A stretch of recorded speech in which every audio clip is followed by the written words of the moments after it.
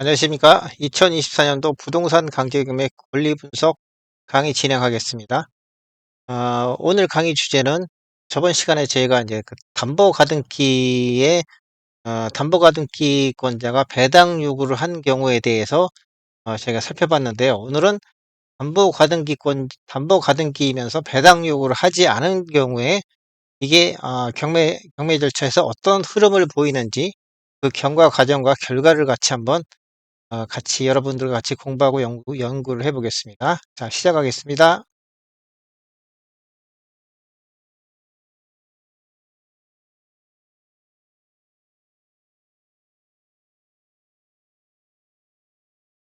자, 등기 순서를 보겠습니다. 자, 가등기가 먼저 들어와 있고요. 그다음에 근저당권이 들어와 있고, 그다음에 경매 개시 결정이 들어와 있고, 그다음에 가압류가 들어와 있습니다. 예, 여기 물론 가압류가 아니고 뭐 압류나 뭐 가처분이 들어와도 똑같습니다. 이번 케이스는 좀 특이한 게 담보가등기임에도 경매법원에서 그 경매 개시 일정 이후에 가등기권자한테 신고를 하라고 통보를 했겠죠. 당신이 가지고 있는 가등기가 순위보전 가등기인지 또는 담보가등기인지, 그리고 담보가등기라면은 어, 법원 앞에 채권 신고를 하라고 그렇게 이제 통보를 했을 텐데 그거에 응하지 않고 배당 요구를 하지 않은 케이스입니다. 즉 법원에 신고를 하지 않은 케이스죠. 자, 자 보겠습니다. 가등기가 먼저 들어와 있고요. 최선 순위로. 그다음에 저당권이 들어와 있습니다. 그다음에 경매 개시 결정이 들어와 있고, 마지막으로 이제 가압류가 들어와 있는 요 순서가 되겠습니다. 경매 결과를 한번 보겠습니다. 낙찰 후에 매각대금이 완납이 되면 일단 매수인 앞으로 소유권 이전 등기가 일어나겠죠. 박인함 씨 앞으로 소유권 이전 등기가 일어나고요. 그다음에 경매부동산 위의 모든 저당권이 말소가 되겠습니다. 물구에 저당권이 이렇게 말소가 됩니다. 그다음에 가압류가 말소가 되고요. 이렇게 말소되고요. 그다음에 마지막으로 경매 개시 결정 등기가 말소가 되게 되겠습니다. 요 4번의 경매 개시 결정도 이렇게 말소가 됩니다. 자, 그러면은 보겠습니다. 최선순위인 수익권 이전 청구권 가등기가 여기 있죠. 그 가등기 이후에 이 뭐 여러 가지 이제 등기들이 이렇게 쭉 나왔는데 여기에서 보면은 이 가등기는 담보가등기입니다. 담보가등기라면은 결국은 이 가등기는 어떤 채권의 대출금의 어떤 담보의 목적으로 설정이 되어 있는 그런 가등기가 되겠죠. 순위보전 가등기가 아니고요. 그렇다면 그 담보가등기라면은 경매법원 앞에 경매 절차에서 배당 요구를 해야지 배당을 받을 수가 있습니다. 즉 법원에 신고를 해야지, 법원에 신고를 해서 내가 가지고 있는 가등기는 담보가등기다, 그다음에 채권액은 얼마다, 이렇게 신고를 해야지 법원은 그거에 맞춰서 이 가등기권자한테 나중에 배당을 해줍니다. 근데 이 경우에는 이 가등기권자 김영남 씨는 그런 절차를 다 깡그리 개무시했습니다. 그대로 어, 일종의 그냥 아무런 응답을 하지 않은 안 왔겠죠. 자, 절차를 보겠습니다. 최선순위 가등기로서 가등기 권리자가 경매법원에 담보가등기임을 신고하지 않고 배당 요구도 하지 않았으므로 법원은 일단 순위보존의 가등기로 간주해서 낙찰자가 인수하게 합니다. 즉 매각대금 완납 시점에 말소시키지 못하고 잔존합니다. 그래서 법원은 이 가등기가 순위보전 가등기인지 또는 담보가등기인지를 알 수 있는 방법이 없겠죠. 왜냐? 가등기 권자가 아무런 신고를 하지 않았으니까요. 그다음에 그렇다면은 법원은 이 가등기를 어떻게 한다 그랬죠? 그렇습니다. 순위보전의 가등기로 간주해서 일단은 잔존시킵니다. 일단 잔존시킨다는 의미는 매각대금 완납 시점에서 이렇게 소유권 이전 등기, 그다음에 저당권 말소 등기, 가압류 말소 등기, 그다음에 경매 개시 결정 말소 등기가 일어날 때 같이 말소시킬 수가 없고 일단은 잔존시킨다는 거죠. 왜냐? 아무런 신고를 하지 않았기 때문입니다. 그래서 요거는 일단 순위보존의 가등기로 이렇게 법원은 간주를 합니다. 자, 근데 이게 영원히 존속될 수 있느냐? 그건 아니겠죠. 자, 다음 페이지를 보겠습니다. 낙찰자가 가등기권자를 상대로 가등기 말소 청구 소송을 제기한 이후에 승소를 하게 되면은 등기 변동을 보겠습니다. 이렇게 됩니다. 자, 앞에 거는 다 말소가 됐었죠. 그렇지만 이번에 마지막으로 소유권 이전 청구권 가등기가 결국은 낙찰자가 가등기권자인 결국은 박인함 씨가 낙찰자인 박인함 씨가 가등기권자인 김영남 씨를 상대로 어, 가등기 말소 청구 소송을 갖다가 제기해서 뭐 어떤 게 쟁점이 될까요?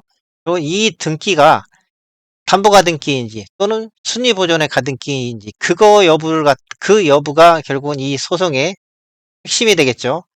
근데 이 가등기가 결국은 담보 가등기를 밝혀졌다. 어떤 채권의 담보의 목적으로 설정이 된 가등기였었다.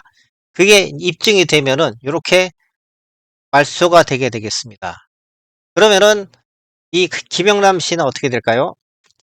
보겠습니다. 낙찰자 앞으로 소유권 이전 등기 완료 후 요때 이제 뭐 소유권 이전과 그다음에 뭐 저당권 말소, 가압류 말소, 경매 개시 결정 말소 이렇게 같이 일어나겠죠. 이거 이후에 낙찰자가 가등기권자를 상대로 가등기 말소 청구 소송을 제기하고 승소 후 판결에 의해 가등기를 말소합니다. 즉, 이 가등기권자였던 김영남 씨는 최선순위 담보 가등기권자가 배당 요구를 하지 않았기 때문에 추후 배당금도 받지 못하고 가등기는 말소되는 최악의 상황을 맞게 되겠습니다. 이 가등기권자들이 간혹 가다 보면은 경매 절차에서 좀 뭐랄까 경매 절차를 좀 방해한다 그럴까요? 그러니까 최선순위 가등기임을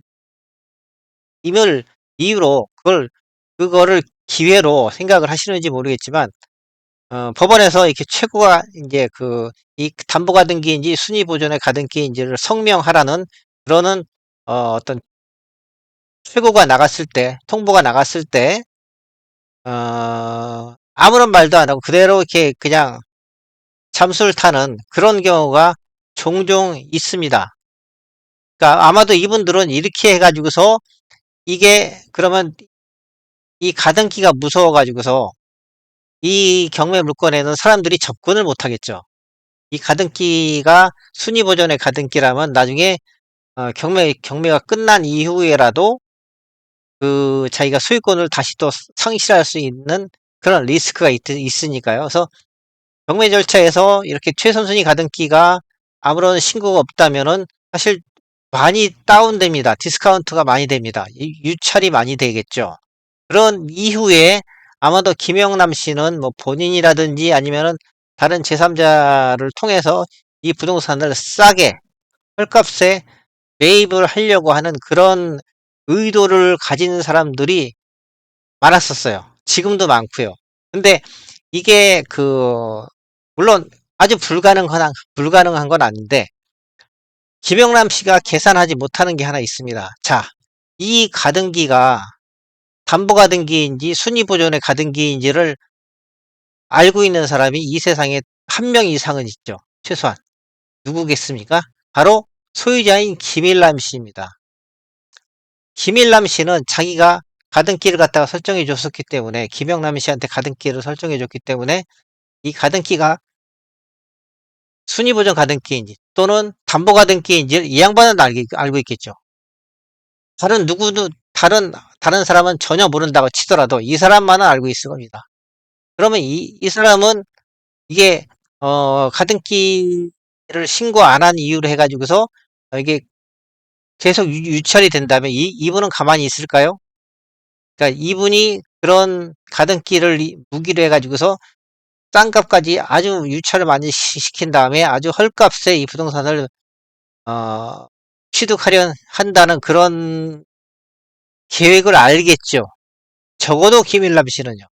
그렇다면 이 김일남 씨가 가만히 있겠습니까? 절대 가만히 안 있겠죠.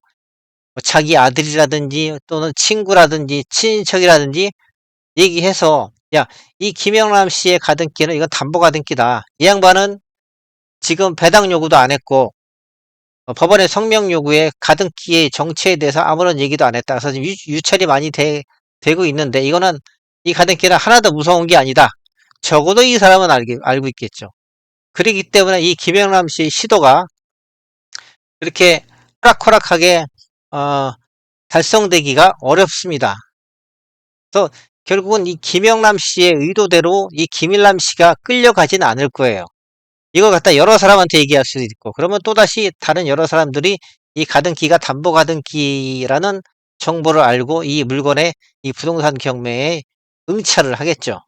그렇기 때문에 이 가등기권자 중에서 담보 가등기라면은 적어도 법원의 성명 요구에 깨끗하게 본인의 가등기가 담보 가등기임을 신고하고 그다음에 채권 신고를 해서 배당을 받고 빠져나가시는 게 가장 합리적인 방법이라고 저는 생각을 합니다.